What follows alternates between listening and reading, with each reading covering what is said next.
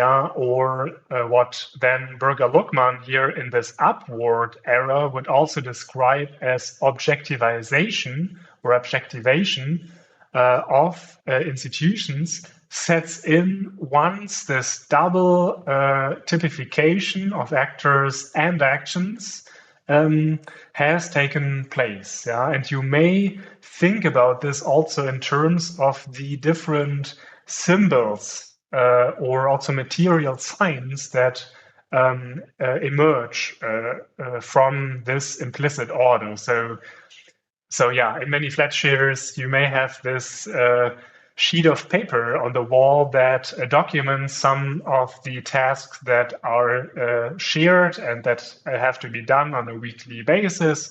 So there's even, if you want, an embodied document, a document that represents some of this institutional reality that is objectivized already because of our shared knowledge, but now it has also a material anchor, so sort of in material reality. Yeah, so and all of this is part then of this creation of objective institutional reality, where objective starts to obtain this notion of us agreeing intersubjectively on this being the case, but also institutions start to gain a certain reality sui generis, again, in the Durkheimian sense, in that this new member of the flat share, for instance, is confronted with the reality of a division of labor already being in place and she moving into a certain role in this division of labor, with the document on the wall being a little bit of the material representation of that social order she is entering into. Yeah? And as a result of this objective reality, this downward era here is starting. That is the internalization of objective reality. Just a footnote here, you may already notice some reference, implicit at least here, to the Hegelian Marxian model of actions, right, of actors externalizing sort of their mental states, which become crystallized in objective reality and then have that feedback loop, right? Me recognizing myself in objectivized reality and hence changing also the notion about myself. End of footnote. And this is probably a legacy also of this idealistic model of action we see here. With internalization, then, right, man is a social product as the final move in this trias to create institutions as objective reality on the basis of this bottom-up process, starting in this very mundane everyday life situation. But it's not the end of the construction of social reality, because we are only on the first order of institutions.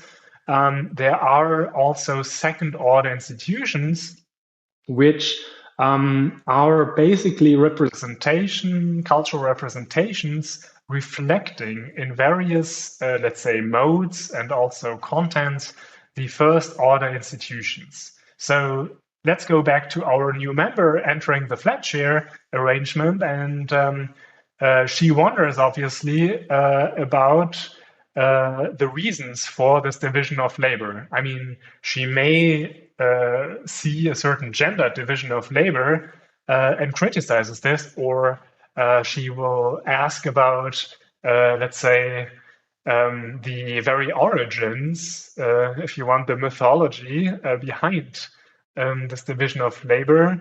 From an anarchist point of view, any order is already suspicious, for instance. And then the members of this little society here are obviously pushed to justify, to work on second order sort of justifications for the first order institutional arrangement. This is something that in the Burger-Luckmann world happens when also children are born into societies, they are confronted with the objective reality, and are obviously asking all of these why questions, which then the members of the existing orders might have to come up with for the first time, because for them it was still a taken for granted kind of affair. So let's resume some of the main findings about these three processes: the institutionalization, the internalization, or it's often called also socialization, and then the work of legitimization. Yeah? So we saw then that the notion of institutions that Burger-Luckmann here develop has a Durkheimian touch, because institutions here are created as a reality sui generis. New members of the society are questioning or are basically confronted with a ready-made reality that they then in turn can question. This reality also outlives individuals. So the Fletcher member moving out of the apartment then does not necessarily destroy the order he or she helped them to generate.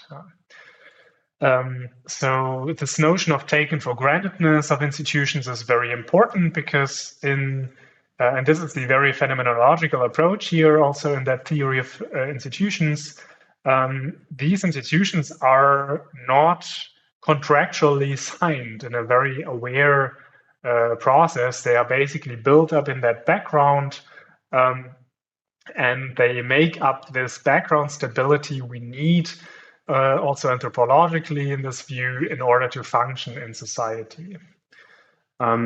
So this is a theory of everyday life, of institutions, but it does not have to be a theory of the entire sort of world, or even social world, or not even everyday life world, because not all parts in the social world are necessarily institutionalized according to this definition here of reciprocal typification of actions by sort of typified actors.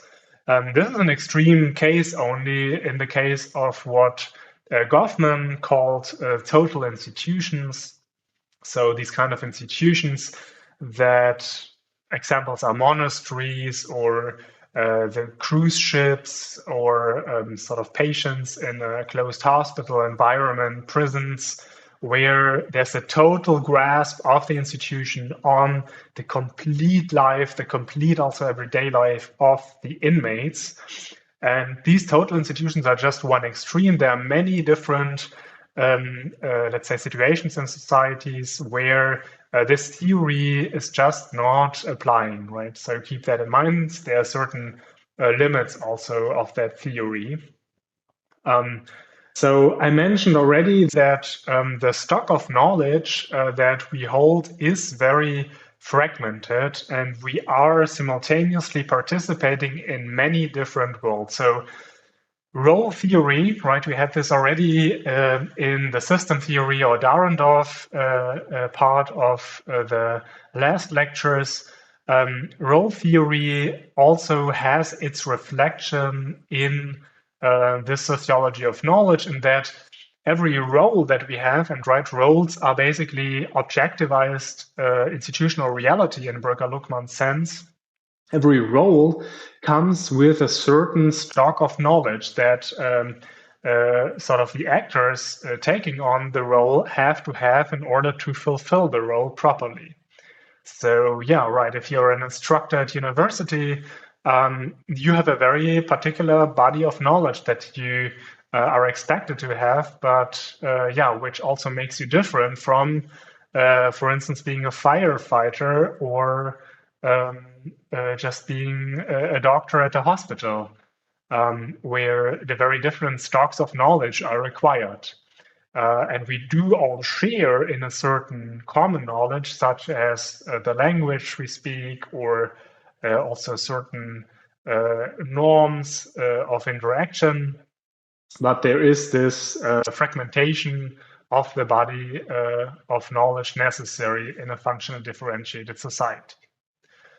Um, so basically, the second order institutionalization of different justifications or myths creates also what Marx would refer to as a reified order, right? So born into a new society, we might think that these institutions that we encounter, the division of labor that we see, the use of money, etc., is something, virtually natural because everyone treats it as natural, and we may forget about it being, first of all, a social product, and second of all, a product of our design that is also hinged on us changing or not changing it. Modern societies then also have different ways of reifying orders, right? They may justify existing orders